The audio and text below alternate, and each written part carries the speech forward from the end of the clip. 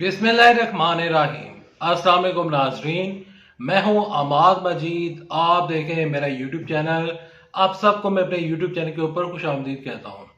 आईनी तरमीम के बाद साबिक वजीर आजम पीटीआई चेयरमैन इमरान खान का रद्द अमल सामने आ गया। इस आईनी तरमीम के ऊपर इमरान खान साहब ने क्या कहा, उनका क्या रद्द अमल था, और इसके अलावा इमरान खान साहब के जो चंद एक लोटे जो के सामने आए हैं, तकरीबन इमरान साहब के पार्टी के 10 से 11-12 के दरमियान उनका नंबर है। तो उनके बारे में इमरान साहब ने क्या रद्दमल दिया, तमाम तफसीलात शेयर करने से पहले, आगे बढ़ने से पहले रिक्वेस्ट करूंगा कि इस वीडियो को पूरा देखिएगा, क्योंकि ये वीडियो इतनी लंबी नहीं है, आपका ज्यादा टाइम नहीं लूंगा।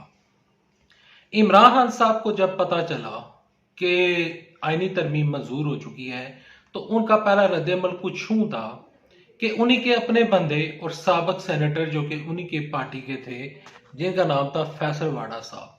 फैसल वाडा साहब जो कि पहले तहरीक इंसाफ का हिस्सा थे, अब वो आज़ाद भी हैं, मुस्लिम लीग नून के भी हैं, पीपल्स पार्टी के भी हैं, और जो इस टाइम हुकूमत है वो उनके तर्जुमान है।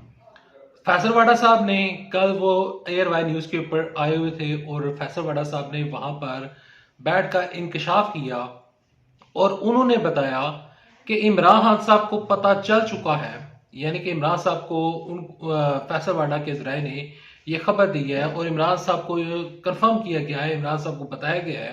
इसी वजह से फैसल वाडा साहब ने कहा है, फैसल वाडा साहब कहते हैं कि इमरान साहब को पता चल चुका है कि आईनी तरमीम मंजूर हो चुकी है और मेरी पार्टी के लोग बिक चुके हैं।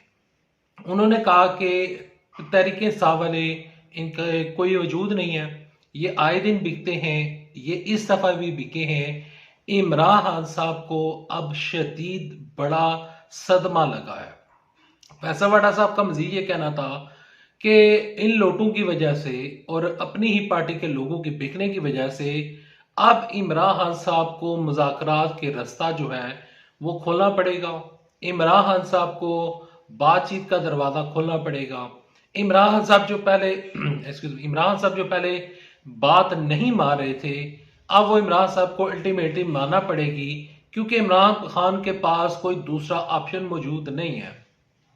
फैसल वाडा साहब ने मजीद ये कहा कि आईनी तरमीम जो 26वीं आईनी तरमीम मंजूर हुई है, इसमें एक शिक ये भी थी जिसको बाद में खत्म कर दिया गया था कि सिविलियन का ट्रायल फौजी अदालत में हो सकेगा।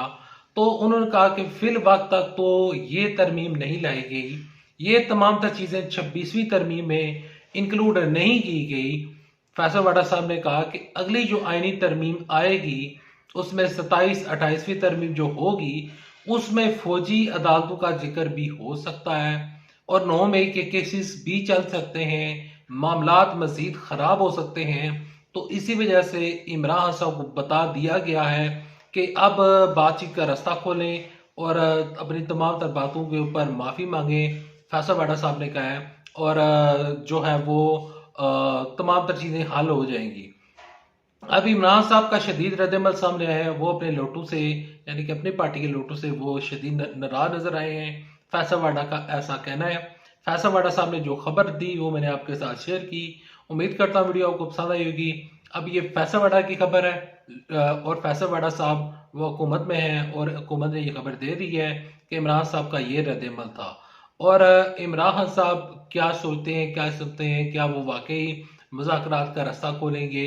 क्योंकि इस ऑप्शन के बाद, आई मीन के 26 अमेंडमेंट के बाद, कॉन्स्टिट्यूशनल अमेंडमेंट के बाद, अब तहरीक इंसाफ के पास कोई दूसरा ऑप्शन मौजूद नहीं है, क्योंकि आईनी अदालत बन जाएगी और आईनी अदालत में अगर इस तरमीम के खिलाफ अगर कोई बातचीत की भी गई तो सलमान राजा साहब ने कहा है कि वो तमाम तर एफर्ट बेसूद होंगे। देखते हैं कि तहरीक इंसाफ क्या लायामल इख्तियार करती है, क्या वो दोबारा सड़कों के ऊपर निकलती है या फिर मुज़ाकरात का रास्ता खोलती है। इस सवाल के साथ मैं इस वीडियो का इख्तिताम कर रहा हूँ। Thanks for watching this video, thanks for your time and I will see you in my next video. Till then, Allah हाफिज। पाकिस्तान जिंदाबाद, अफवाज पाकिस्तान जिंदाबाद, पाकिस्तान पाइंदाबाद।